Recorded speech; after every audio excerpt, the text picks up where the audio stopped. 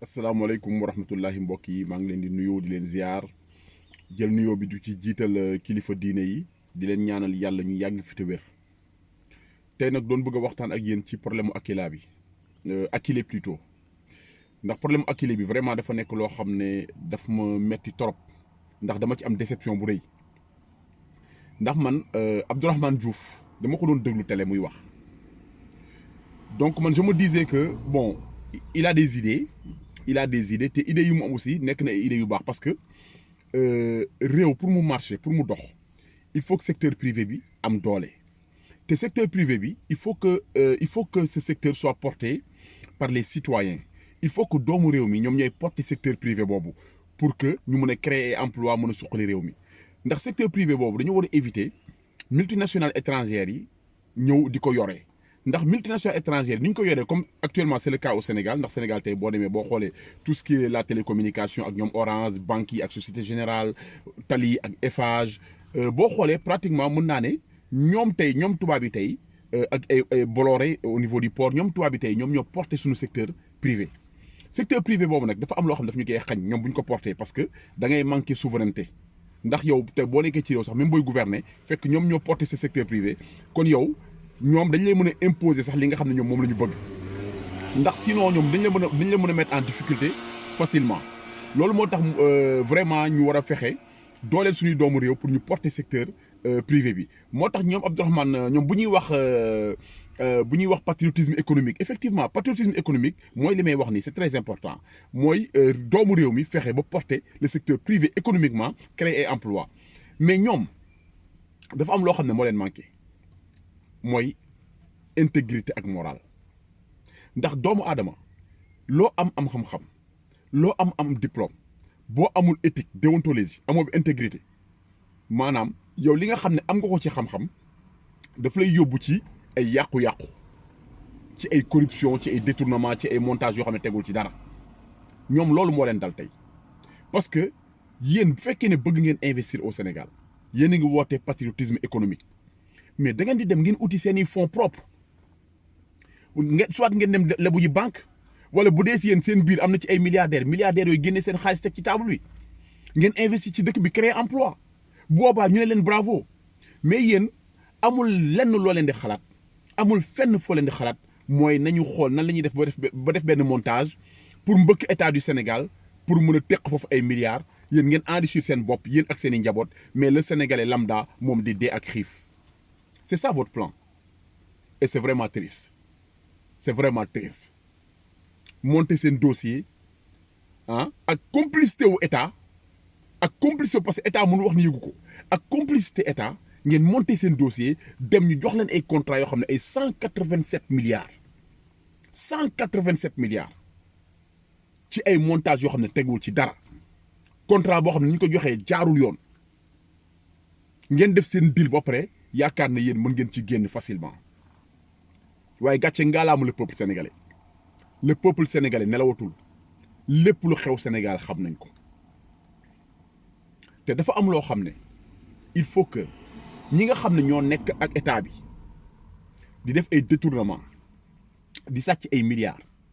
bu fekkee ne ñoom dañoo yaakaar ne ñoom dañ ciy génn dañuy nax seen bopp le peuple sénégalais n'a pas oublié 2024 soreetul. gis ngeen prochain président bi ñëw dafa am benn exigence populaire bu koy xaar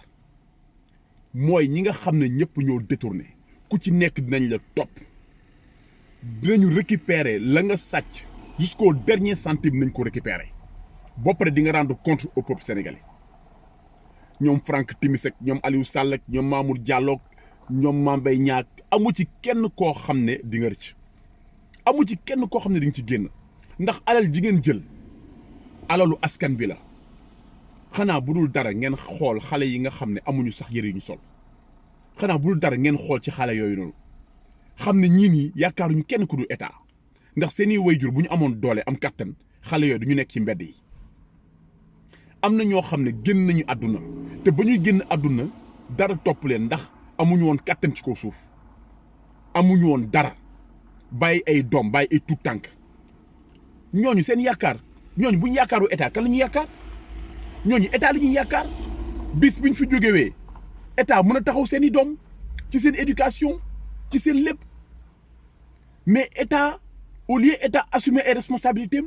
non état day préférer di protéger ñoo xam ne dañuy détourner ay milliards état di leen protéger ñoo xam ne dañuy sàcc ay milliards état di leen protéger wala état di nekk complice léegi nag ngeen yaakaar ne loolu mën nañ ko bàyyi noonu c'est-à-dire le peuple sénégalais mën nañu bàyyi loolu jàll non bu fekkee da ngeen yaakaar ne loolu dina jàll da ngeen nax seen bopp da ngeen di nax seen bopp ba ci Franck Timis bu fekkee dafa yaakaar ne da ciy génn boppam rek lay nax Franck Timis le prochain président de la République exigence la ñu topp Franck Timis mu delloo li nga xam ne moom la sàcc sénégalais yi bañu ci ba incident diplomatique ba dagg suñuy relation ak dëkk yi nga xam ne ñoo koy héberger bañuñu ko ci parce que suñu responsabilité la xale yi nga xam ne ay xale lañu ñoom mënuñu agir ay xale lañu xamuñu dara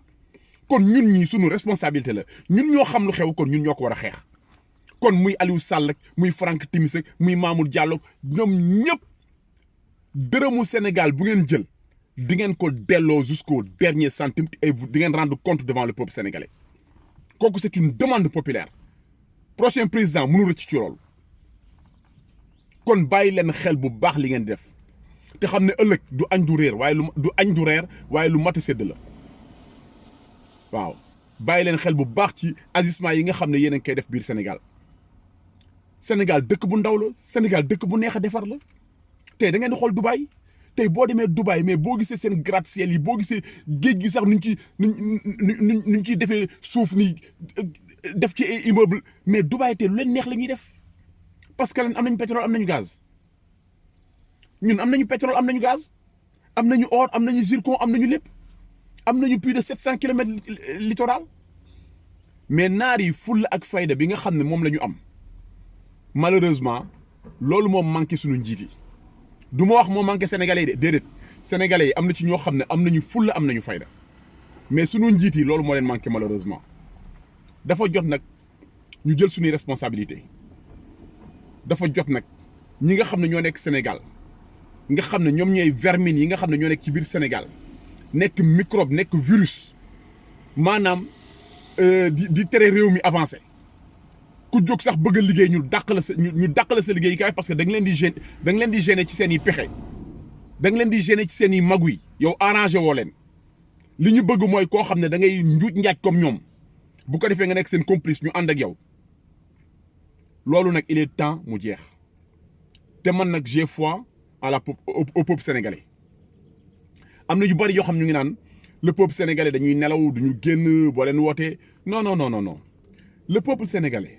au moment venu dinañu génn ndax ils l'ont démontré dans le passé depuis ci Senghor ils l'ont démontré le peuple sénégalais est un peuple digne au moment venu dinañu génn dafa fekk rek dafa am nu ñu leen yaree mais au moment venu le peuple sénégalais va prendre ses responsabilités et le peuple sénégalais va sortir ndax mënuñoo nekk Sénégal moins de 500 personnes bëgg a téye réew mi seen loxo di ko pàccoo mel ni ku tiim yàpp bu ñuy séddoo def lu leen neex xalaatuñu avenir u xale yi xalaatuñu njàng bi xalaatuñu hôpitaux yi xalaatuñu dara léegi nag ñu war a noppi nag léegi seetaan loolu lan la ñuy wax yàlla bu ñu demee lan la ñuy wax suñu borom lépp gis nañ ko waaye waxuñu dañoo noppi kon dañuy doon ay complice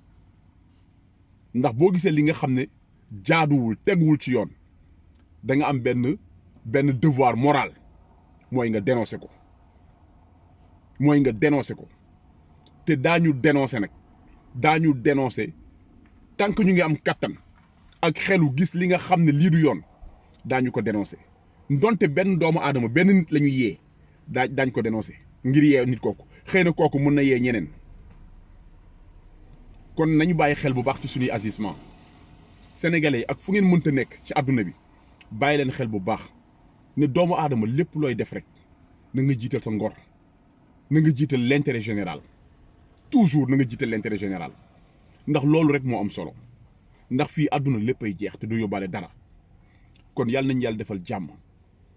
yàlla nañu yàlla xiir ci ñuy def luy baax yàlla nañu yàlla xiir ci ñuy def lu baax di ko xalaat di ñaanal waa Sénégal yëpp ñi nga xam ne ñoo feebar tëdd ci hôpital yi maa ngi leen di ñaanal yàlla wéral seeni cër ñi nga xam ñoo nekk ci ay jafe-jafe yàlla na leen yàlla jàppale ci barke Seydina Muhammad alayhi salaatu wasalaam di leen jaajëfal jërëjëf merci beaucoup.